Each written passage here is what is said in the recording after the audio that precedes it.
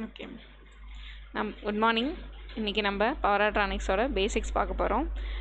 ஏற்கனவே நீங்கள் எலக்ட்ரானிக்ஸ் படிச்சிருப்பீங்க, பட் பவர் எலக்ட்ரானிக்ஸ்னால் என்ன அப்படிங்கிறது உங்களுக்கு தெரியாது இல்லையா? ஸோ அதை பற்றி நான் இன்றைக்கி எக்ஸ்பிளைன் பண்ணுறதுக்காக வந்திருக்கேன். பேசிக்காக பவர் எலக்ட்ரானிக்ஸ்னால் என்ன, அது என்ன எலக்ட்ரானிக்ஸ் ஓகே, அது என்ன பவர் எலக்ட்ரானிக்ஸ் அப்படின்னு இருக்கும். இப்போ பவர் எலக்ட்ரானிக்ஸ் அப்படின்னா ஒன்றும் இல்லை.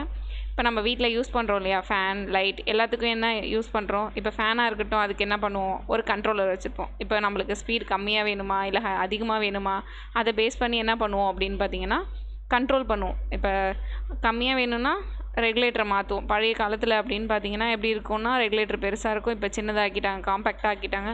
ஸோ அந்த மாதிரி இருக்குது இல்லையா. இது எல்லாமே ஒரு லோடு இருக்குது. லோடு அப்படின்னா என்ன அப்படின்னு பார்த்தீங்கன்னா, ஃபேன், லைட், டியூப் லைட், அந்த இது இருக்கு இல்லையா, வீட்டில் யூஸ் பண்ணுற எல்லா ஹோம் அப்ளையன்சஸும் என்ன அப்படின்னு சொல்லுவோம்னா லோடுன்னு சொல்லுவோம். அந்த லோடை கண்ட்ரோல் பண்ணுறதுக்கு யூஸ் பண்ணுற சர்க்யூட்ஸ் தான் என்னன்னு சொல்லுவோம்னா பவர் எலக்ட்ரானிக்ஸ்.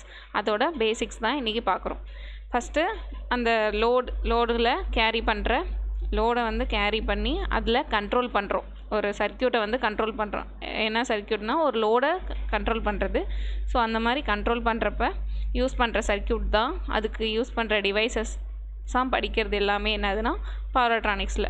ஓகேவா? நெக்ஸ்ட்டு இப்போ சோர்ஸ் அப்படின்னா என்னன்னு உங்களுக்கு தெரியும். ஜென்ரலாக சோர்ஸ் அப்படின்னா சப்ளைன்னு சொல்லுவோம். ஸோ சப்ளைலேருந்து நம்ம பவர் எடுத்து டைரெக்டாக லோடு கொடுப்போம் இல்லையா, அதுதான் என்னன்னு சொல்லுவோம்னா அதுலேருந்து இப்போ லோடுக்கு டைரெக்டாக கொடுக்குறோம், அதுதான் பவர் எலக்ட்ரானிக்ஸ்னு சொல்லுவோம். இப்போ எலக்ட்ரானிக்ஸ் அப்படின்னா என்ன அப்படின்னு பார்த்தீங்கன்னா, ஒரு ஆட்டம்ஸ் இருக்குது. இப்போ ஒரு ஆட்டம் எடுத்துக்கிறோம், அதில் வந்து என்ன இருக்கும், நியூட்ரான், புரோட்டான், எலக்ட்ரான்ஸ் எல்லாமே இருக்கும். அதில் இப்போ எலக்ட்ரான்ஸ், ஆட்டம்ஸ் இதெல்லாம் பார்த்துருப்பீங்க இல்லையா. ஒரு காம்பனண்ட் இருக்குது, ஒரு ப்ரோட்டான்ஸ் இருக்குது, ஒரு ஆட்டம் இருக்குது. ஆட்டமில் பார்த்திங்கன்னா எலக்ட்ரான்ஸ் இருக்கும், ப்ரோட்டான் இருக்கும், நியூட்ரான்ஸ் இருக்கும். இப்போ நம்ம அதுலேருந்து எலக்ட்ரான்ஸை ரிமூவ் பண்ணிவிட்டு எத்தனை ஷெல்ஸ் இருக்குது, என்னென்ன லாஸ்ட்டு ஷெல்ஸில் எத்தனை ரிமூவ் பண்ணால் என்ன இருக்கும் அப்படிங்கிறதெல்லாம் பார்ப்போம் இல்லையா. அதுதான் வந்து என்னென்னு சொல்லுவோம்னா ஆட்டம்னு சொல்லுவோம். ஸோ ஆட்டத்தை அதுக்கப்புறமேட்டுக்கு அதில் பாசிட்டிவ் கேரியர், நெகட்டிவ் கேரியர், அதுதான் என்னது, ரெண்டுமே ஈக்குவலாக இருந்துச்சுன்னா அது நியூட்ரல்னு சொல்லுவோம். இப்போ எலக்ட்ரானிக் எமிஷன் அப்படின்னா ஒன்றும் இல்லை. எலக்ட்ரான்ஸை வெளில கொண்டு வந்ததுக்கு அப்புறம், என்ன பண்ணுவோம் அப்படின்னு பார்த்தீங்கன்னா, அதை வந்து என்னென்னு சொல்லுவோம்னா ஹோல்ஸ்ன்னு சொல்லுவோம். எலக்ட்ரான்ஸ் வெளில வந்துருச்சு அப்படின்னா அதை ஹோல்ஸ்ன்னு சொல்லுவோம். எலக்ட்ரான்ஸுங்கிறது நெகட்டிவ் கேரியர்ஸ், ஹோல்ஸுங்கிறது பாசிட்டிவ் கேரியர்ஸ். ஸோ ரெண்டு இருக்கும். இப்போ ஃப்ரீ எலக்ட்ரான்ஸை ஒரு இடத்துலேருந்து இன்னொரு இடத்துக்கு மூவ் பண்ணுற, அதுதான் என்னென்னு சொல்லுவோம்னா கரண்ட்டுன்னு சொல்லுவோம். ஜென்ரலாக உங்களுக்கே தெரிஞ்சிருக்கும், கரண்ட்டுன்னு சொல்லுவோம். ஒரு எலக்ட்ரான்ஸ் மூவ் ஆகுது அப்படின்னா, ஃப்ரீயாக மூவ் ஆகுதுன்னா அதுதான் என்னென்னு சொல்லுவோம்னா கரண்ட்டுன்னு சொல்லுவோம். அதே மாதிரி தான் இப்போ எலக்ட்ரான்ஸை ஒன் பிளேஸ் டு அனதர் பிளேஸ்க்கு வந்து நம்ம என்ன பண்ணுறோம், மூவ் பண்ணுறோம். ஸோ மூவ் பண்ணுறப்ப என்ன நடக்குது, அந்த சிங்கிள் பார்ட்டிக்கலில் அதாவது வெயிட் அதிகமாக இருக்கிறது அப்படின்னு பார்த்தீங்கன்னா, எலக்ட்ரான்ஸ் வந்து வெயிட் கம்மியாக இருக்கும், ஹோல்ஸ் வந்து வெயிட் அதிகமாக இருக்கும். அது பாசிட்டிவ் சார்ஜஸ் எல்லாமே. இப்போது எலக்ட்ரான்ஸ் இருக்கு இல்லையா. இப்போது எலக்ட்ரான்ஸ் அப்படின்னு எடுத்துட்டிங்கன்னா ஜென்ரலாக வந்து எலக்ட்ரோடுன்னு சொல்லுவோம் இல்லையா. டைப்ஸ் ஆஃப் எலக்ட்ரோடில் கேத்தோட், ஆனோட்னு இருக்குது. இப்போது கேத்தோட் அப்படின்னா என்னதுன்னா எமிட்ஸ் த எலக்ட்ரான்ஸை எமிட் பண்ணுறது பேர் தான் என்னன்னு சொல்லுவோம்னா கேத்தோட். ஆனோடுங்கிறது அட்ராக்ட் த எலக்ட்ரான்ஸை அட்ராக்ட் பண்ணுறது தான் ஆனோடு. ரெண்டு டைப்ஸ் ஆஃப் எலக்ட்ரோட்ஸ் இருக்குது. ஒன்று வந்து ஆனோட், இன்னொன்று வந்து கேத்தோட். இப்போ கேத்தோடுங்கிறது என்ன அப்படின்னு பார்த்தோம்னாக்கா எமிட்ஸ் த எலக்ட்ரான்ஸை வந்து எமிட் பண்ணும். ஆனோடுங்கிறது எலக்ட்ரான்ஸை வந்து அட்ராக்ட் பண்ணும். ஸோ ரெண்டு இருக்குது.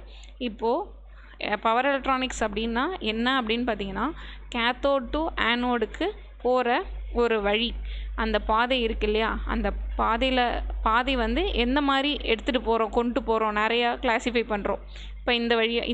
இப்போ எலக்ட்ரான்ஸை வந்து இந்த வழியாக கொண்டு போகலாமா, இல்லை அந்த டிவைசஸ் யூஸ் பண்ணி கொண்டு போகலாமா அப்படின்னு சொல்லி கண்ட்ரோல் பண்ணுறோம் இல்லையா, அதை தான் என்னன்னு சொல்லுவோம்னா பவர் எலக்ட்ரானிக்ஸ்னு சொல்லுவோம்.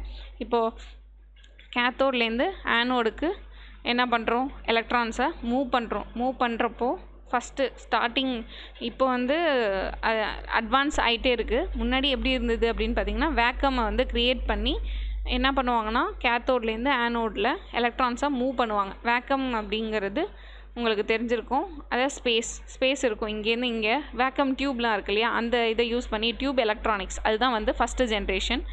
ஸோ அதில் என்ன யூஸ் பண்ணுவாங்கன்னா ட்ரையோட், பென்டோட் டிவைஸ்லாம் இருக்கும். இது வந்து டைம் வந்து கன்சியூம் பண்ணுறது அதிகம். ஏன் அப்படின்னா அது காம்பேக்டாக இருக்காது, பெருசாக இருக்கும். இதெல்லாம் ஃபஸ்ட்டு ஜென்ரேஷனில் யூஸ் பண்ணுற one of the types of electronics, அதாவது டியூப் எலக்ட்ரானிக்ஸ். இப்போ வந்து பவர் எலக்ட்ரானிக்ஸ்னு இருக்காது. ஃபஸ்ட்டு என்னவா வந்துச்சு அப்படின்னா ஃபஸ்ட்டு ஜென்ரேஷனில் டியூப் எலக்ட்ரானிக்ஸ்னு வந்துச்சு. அடுத்தது என்ன வந்துச்சு அப்படின்னு பார்த்தீங்கன்னா, அடுத்தது என்ன பண்ணாங்கன்னா, இவ்வளோ பெரிய பைப் மாதிரி யூஸ் பண்ணி அதை வச்சு நம்ம ஆனோட கேத்தோட்லேருந்து ஆனோடுக்கு எலக்ட்ரான்ஸை மூவ் பண்ணுறோம்.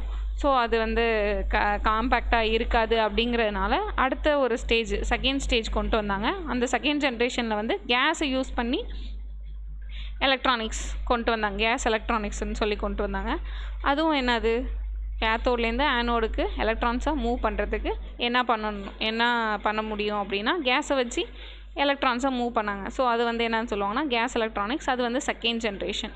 அடுத்தது என்ன அப்படின்னு பார்த்திங்கன்னா தேர்ட் ஜென்ரேஷன், சாலிட் எலக்ட்ரானிக்ஸ். இப்போ சாலிட் எலக்ட்ரானிக்ஸ் அப்படின்னா ஒன்றும் இல்லை, இப்போ சாலிட் மெட்டீரியலை யூஸ் பண்ணி சாலிட் ஸ்டேட் மெட்டீரியலை யூஸ் பண்ணுறோம். இந்த சாலிட் ஸ்டேட் மெட்டீரியல்னால் என்னென்ன அப்படின்னு பார்த்தீங்கன்னா உங்களுக்கே தெரிஞ்சிருக்கும். டயோட், டிரான்சிஸ்டர், ரெக்டிஃபையர், இது ஆம்ப்ளிஃபையர், இது எல்லாமே வந்து என்ன அப்படின்னு பார்த்தீங்கன்னாக்கா சாலிட் ஸ்டேட் எலக்ட்ரானிக்ஸ். இதில் சாலிடாக இருக்கிறத என்ன பண்ணுறாங்க, இதை வச்சு ஆனோட்லேருந்து கேத்தோடுக்கு எலக்ட்ரான்ஸை மூவ் பண்ணுறாங்க. கேத்தோட் டு ஆனோடுக்கு எலக்ட்ரான்ஸை என்ன பண்ணுறோம் அப்படின்னா மூவ் பண்ணுறோம்.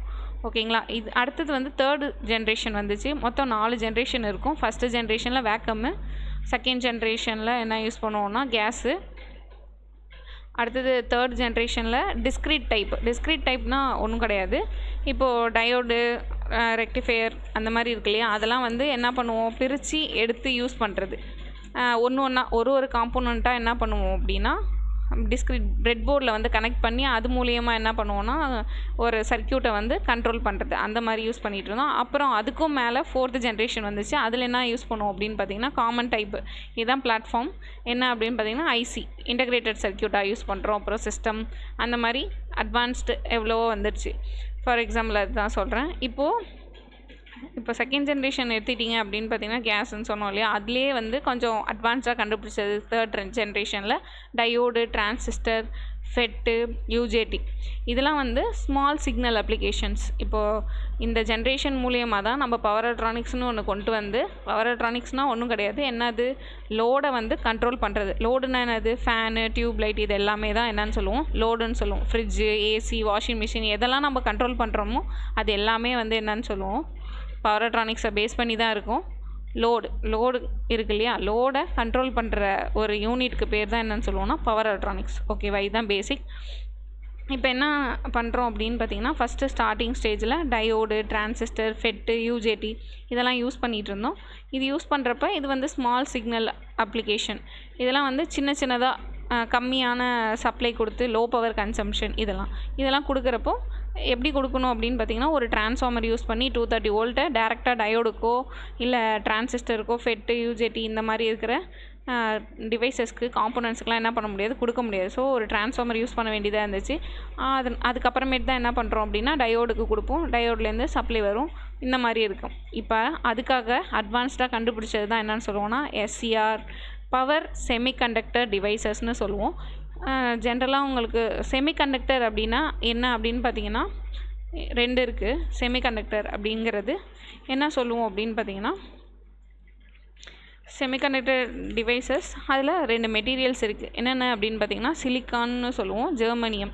இது வந்து எதுக்காக செமிகண்டக்டர் டிவைஸை யூஸ் பண்ணுறோம், அதில் வந்து 2 மெட்டீரியல் மட்டும் தான் யூஸ் பண்ணுவோம். ஒன்று சிலிக்கான் இருக்கும், இன்னொன்று வந்து ஜெர்மனியம் இருக்கும்.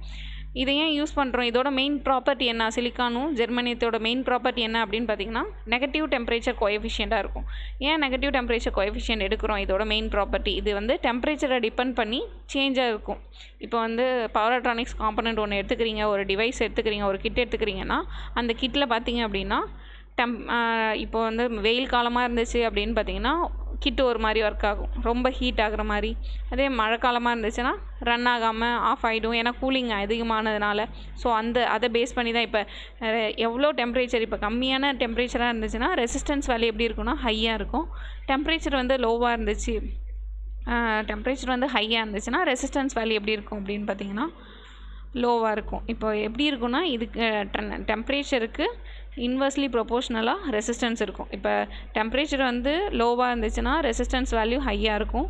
டெம்பரேச்சர் வேல்யூ ஹையாக இருந்துச்சுன்னா ரெசிஸ்டன்ஸ் வேல்யூ எப்படி இருக்கும்னா லோவாக இருக்கும்.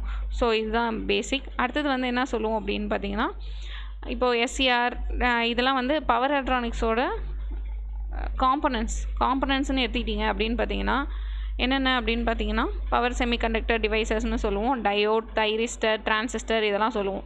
இப்போ டயோட் அப்படின்னா என்னென்னு உங்களுக்கு ஜென்ரலாக தெரிஞ்சிருக்கும், இடிசியில் நீங்கள் படிச்சிருப்பீங்க. டயோட்ஸ் அப்படிங்கிறது ஜென்ரல் பர்பஸ்க்கு யூஸ் பண்ணுவோம். ஹை ஸ்பீட், ஷார்ட் கீ அதெல்லாம் சொல்லுவோம் இல்லையா, இதெல்லாம் வந்து டயோட்ஸ். அடுத்தது தைரிஸ்டர் அப்படின்னு எடுத்துக்கிட்டிங்கன்னா நிறைய டைப்ஸ் இருக்குது. எஸ்சிஆர், அதுக்கப்புறமேட்டுக்கு என்ன இருக்குது அப்படின்னு பார்த்தீங்கன்னாக்கா ட்ரையாக், டயாக், ஐஜிபிடி, மாஸ்ஃபெட், ஜிடிஓ இது எல்லாமே வந்து ஒரு செட் ஆஃப் டிவைஸ், ஒரு செட் ஆஃப் ஃபேமிலி அப்படின்னு சொல்லுவோம். கன்வென்ஷனல் சர்க்யூட்னு கூட சொல்லுவாங்க. அடுத்தது வந்து என்ன அப்படின்னா டிரான்சிஸ்டர்னு எடுத்துக்கிட்டிங்க அப்படின்னு பார்த்தீங்கன்னா பிஜேடி, மாஸ்ஃபெட், ஐஜிபிடி இது எல்லாமே வந்து என்னன்னு சொல்லுவோம்னாக்கா டிரான்சிஸ்டரோட ஃபேமிலி. இப்போது தைரிஸ்டர் அப்படின்னா தெர்மல் ரெசிஸ்டர்னு அர்த்தம். தைரிஸ்டர்னால் தெர்மல் ரெசிஸ்டர்.